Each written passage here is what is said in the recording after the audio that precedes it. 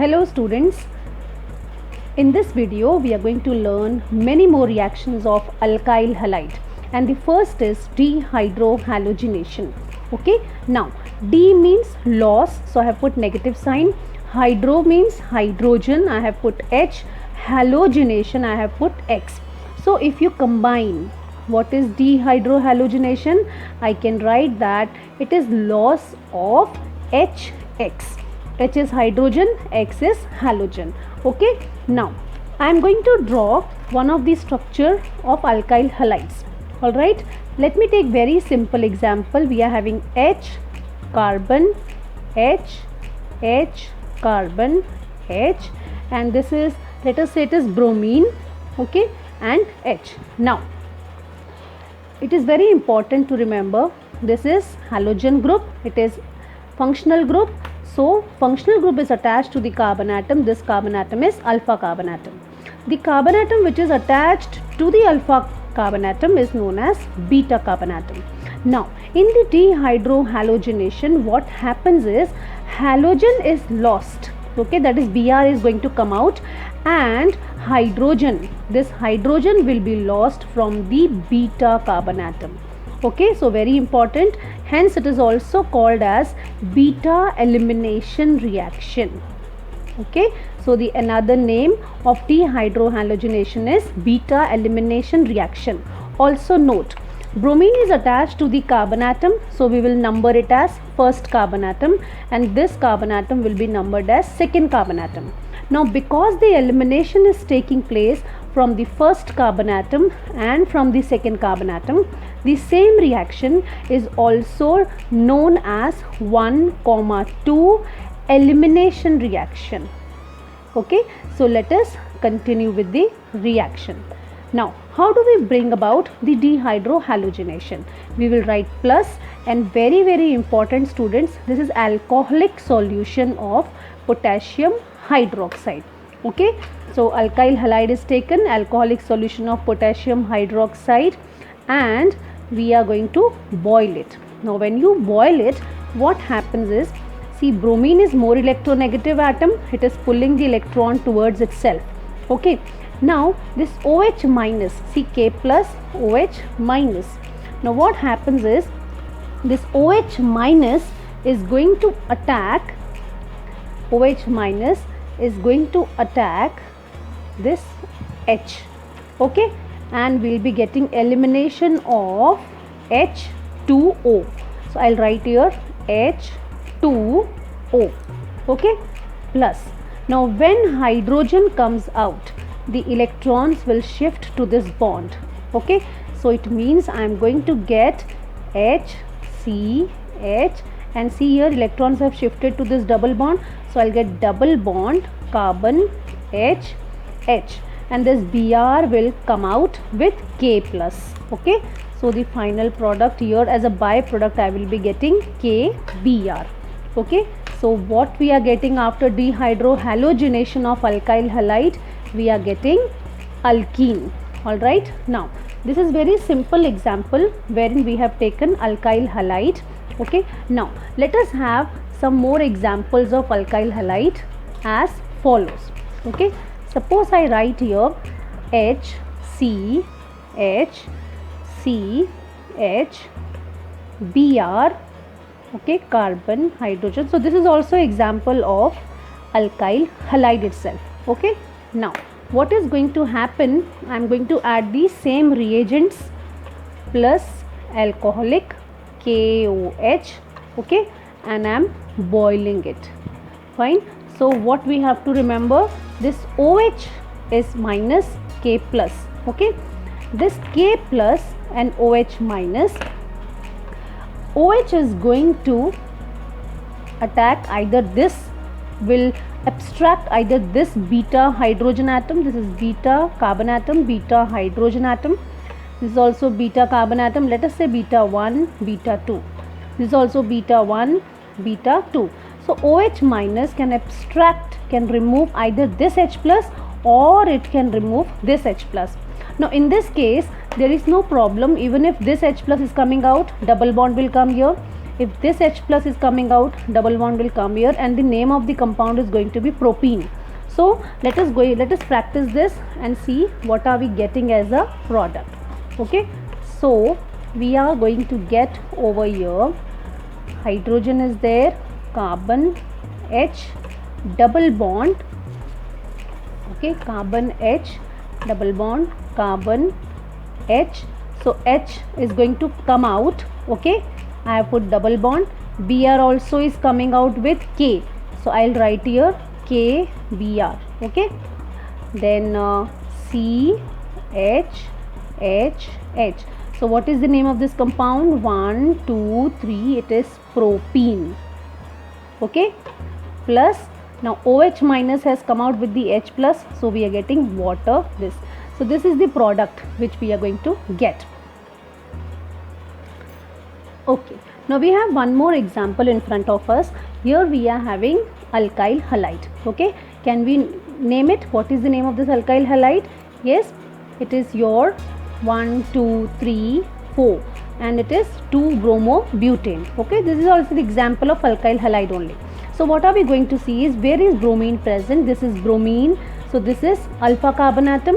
So we have here beta 1 carbon atom, we have beta 2 carbon atom, okay. Now students, there is a possibility that H can be abstracted from here, first possibility, okay, and second possibility, H can be abstracted from this second carbon atom also. Now when the H is abstracted from this side, okay, the product is going to be different, because when it comes out, what will happen? The double bond will be shifted over here. So I'll draw this product. If the possibility is first, we will be getting CH H, okay, double bond will come here, double bond CH. So I write now CH2 and CH3, okay. This we know that minus KBr will come, and plus I'll write minus only, minus H2O, okay, it is minus H2O. So possibility number 1, if we abstract hydrogen atom from this beta 1 carbon atom, we will be getting 1 2 3 4, okay. This is but, and double bond is present between the first and second carbon atom, so we will get but 1-ene. Now students, the second possibility, as I have written over here, H can come out from this carbon atom. So if the H is eliminated from here, the double bond will be shifted to this position, that is between second and third carbon atom. So let us draw this possible structure also, okay. So I'll just see, I'm just pointing out over here, you see here, I'll write CH3, okay, then single bond CH, Br has gone out with the electrons, this bond electrons have shifted here, so I'll put double bond CH, and I have CH3. Now when you name this compound, it is but2-ene.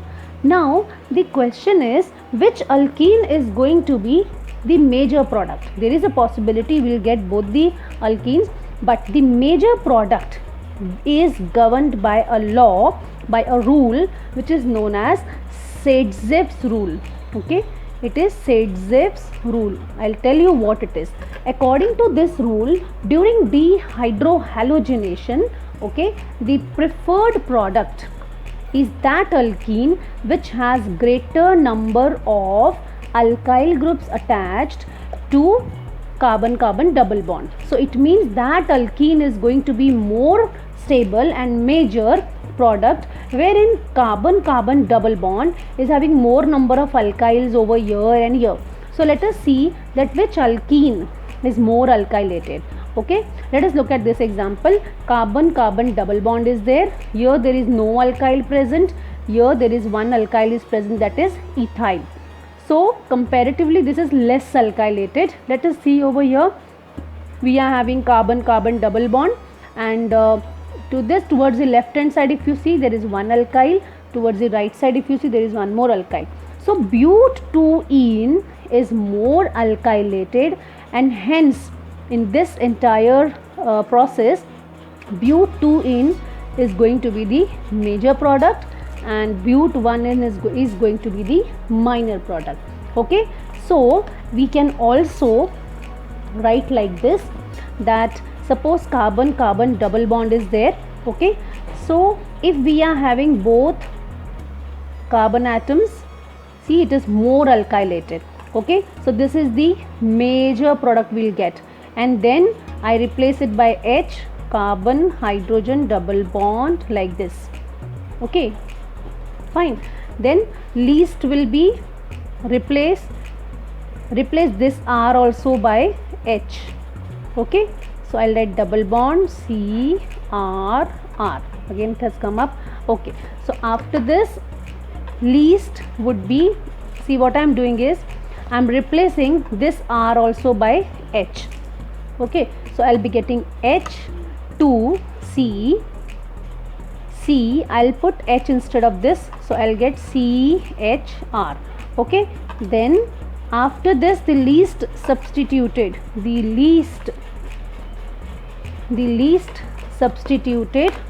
be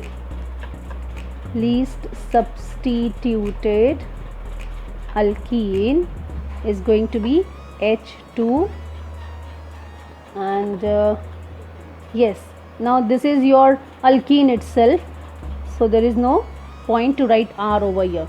Okay, so the order is this is more alkylated, less alkylated, less alkylated, this is the least one.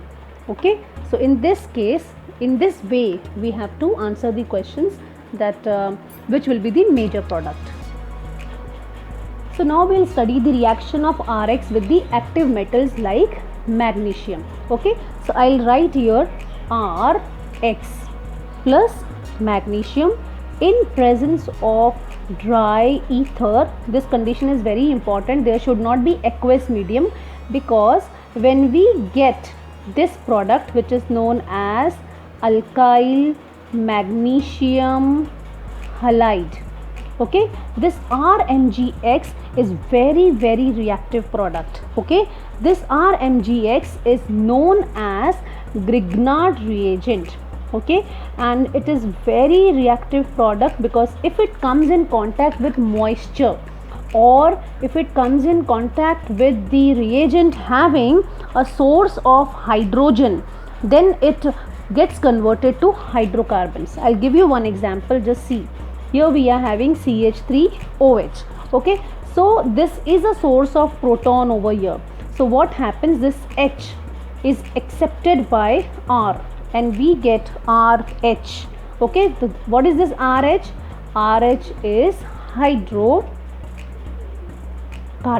Okay, plus, and what are we left with? I'll write with this color. We are having Mg. See, we are having MgX. Okay, X, and then we are having OCH3. OCH3. Okay, now this is the intermediate which we have got. So they react with the water or the compound having hydrogen in it, okay, which is attached to the more electronegative element, and they tend to form alkane or hydrocarbons, that is. Okay, one more example, if you see, we are having RMgX plus, if I write here ammonia, I'll just write like this, NH3, like this. Okay, now hydrogen is attached to more electronegative atom. I just told you that alkyl magnesium halide have tendency to react with a compound which is a source of hydrogen, and if that hydrogen is attached to more electronegative element, then what happens is this is abstracted from this. So this will be abstracted and there will be formation of, I'll just write here, there will be formation of H will come here. So we are getting hydrocarbon plus we are getting magnesium, and I'll write X, and we are getting here NH2. So alkyl magnesium halide, they should be kept away from the source of proton or from the water, because they undergo reaction to give hydrocarbons. Okay, now let us study something more about this RMgX. Okay, RMgX. Now students, this RMgX, see what does R represent? R represents alkyl group. Okay, if I write here CH3, okay, and I write here now Mg and X. So let us discuss the nature of this bond, C magnesium bond and nature of MgX bond. Okay, so this is the first which we are discussing now. Now what happens is, carbon and magnesium, if you compare, the electronegativity difference between the carbon and magnesium is very less. Okay, now what happens is, this bond, first case, this bond is a covalent bond. Okay, this bond is a covalent bond. Now covalent bond means what? The electron pair which is present in this bond are being mutually shared by carbon and magnesium. Okay, but there is a difference in the electronegativity. The electronegativity, I write over here, the electronegativity of carbon is more, slightly more than the magnesium. Okay, now because of this, what happens is, the shared pair of electron shifts little bit towards carbon. Okay, and hence the carbon acquires delta negative charge. Okay, because of which the magnesium acquires delta positive charge. Okay, so what I said, R-Mg bond is a covalent bond, students, and due to very less difference in the electronegativity between R and Mg, okay, R is more electronegative, electron shared pair is more towards carbon, and hence in this entire R-MgX bond, R is having, this carbon is having partial negative charge and magnesium is having partial positive charge. Now let us go to the second parameter, this about MgX bond. Okay, now magnesium is purely metal. We all know magnesium is a metal, and X, that is halogen, is a non-metal. Okay, so the bond which is formed between metal and non-metal, I hope you can answer this. This is ionic bond. Okay, so ionic bond itself means that metal is going to have positive charge and non-metal will be having the negative charge. So it is more electronegative. So you please remember this, MgX bond is ionic bond and RMg is a covalent bond. Now X is more electronegative, so it takes away the shared pair of electrons, and hence we can also represent the same compound or the same molecule in this way, Mg, it is having partial negative charge, partial positive charge, covalent bond, and here X is more electronegative, it can take away both the shared pair of electron towards itself, and hence students, alkyl magnesium halide are known as a source of electrons. Okay, and hence it is known as nucleophile also, because it is having X which can provide the shared pair of electron, this negative charge, it can donate this, and hence RMgX can act as a source of nucleophile also. Now what is Wirtz reaction? In Wirtz reaction we are having Rx plus sodium and we are having Rx, I will write like this, Rx. Okay, now do not forget the condition is it is dry ether. So in case of Wirtz reaction, two molecules of alkyl halide reacts with sodium in presence of dry ether. Okay, and what happens is we get NaX out. Okay, so I'll write here NaX out. Fine. Now how many X are there? 2. So I'll write 2 and I'll write 2 over here, and we will get bond between R and R. Okay, so we are getting higher alkanes. Now can we say that Wirtz reaction is a reaction in which two alkyl halides, students, if they can be same alkyl halides and they can be different alkyl halides also. Okay, let us practice this reaction with the help of one example. So I write here CH3Cl plus Na plus Cl, I'll write here, and CH3Cl. So in presence of dry ether. So what are we going to get? We will be getting NaCl, Cl, I'll write here 2. So 2 NaCl plus CH3 and CH3. Now what happens is, if you take two similar alkyl halides, we will be getting the alkane. Okay, we will be getting a simple type of alkane. But students, if we change the alkyl halides, okay, if the alkyl halides are different, then we will get mixture of alkanes, and we can separate them using the difference in their boiling point. I'll just explain you with the help of one example over here. Just see, if I write here CH3Cl, okay, plus Na. and I write here Cl C2H5. Okay, now in presence of dry ether. Now what happens is, in this case, when CH3 combines with C2H5, okay, this is known as cross coupling. What it is known as? It is a product of cross coupling. Okay, so if this happens, I'll be getting the product as propane. Okay, but along with this, I can also get methyl chloride reacting with the another molecule of methyl chloride. In that case, I will get this product, isn't it? And what is this product? This is ethane. Okay, this is a product of self coupling. Okay, I'll just write self, it is self coupling. Now plus, okay, if C2H5 Cl reacts with C2H5 Cl, so we will be getting C2H5 C2H5. So we are getting 1 2 3 4, that is we are getting butane. So this is also the result of self coupling. I'm sorry, so that space is little less congested, but I hope the concept is clear. So just make a note of it. In the MCQs they do ask, if same alkyl halides are used, you will get even number of carbon atoms. See, it is 2 carbon atom, 2 plus 2 4 carbon atom. But if the cross coupling is there, you will get odd number of carbon atoms. See, 1 is there and 2 is there. Okay, so even if it is even number of carbon atom, it means it is due to self coupling. And if it is cross coupling, then only you will get odd number of carbon atoms.